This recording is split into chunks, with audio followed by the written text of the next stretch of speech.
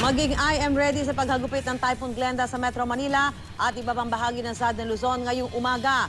Huling namataan ng pag-asa ang mata ng bagyong Glenda sa vicinity ng Talisay, Batangas. May lakas itong 150 kilometers per hour at bugsong aabot sa 185 kilometers per hour. Gumagalaw ito pa west-northwest sa bilis na 26 kilometers per hour.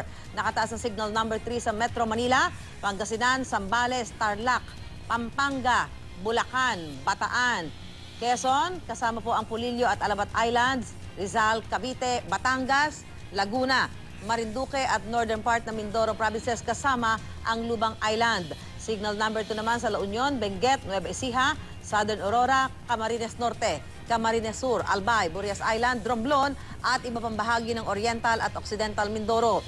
Signal number 1 naman sa Ilocos Sur, Nueva Vizcaya, Quirino, ibang bahagi ng Aurora, Catanduanes, Sorsogon, Ticao Island at Masbate. Base po sa datos ng The Weather Company, asahan ang hanggang sa malalakas na pag-ulan sa kanluran at katimungang bahagi ng Luzon dahil sa paglapit ng bagyong Glenda. May mga pag-ulan ding inaasahan sa kanlurang bahagi ng Visayas.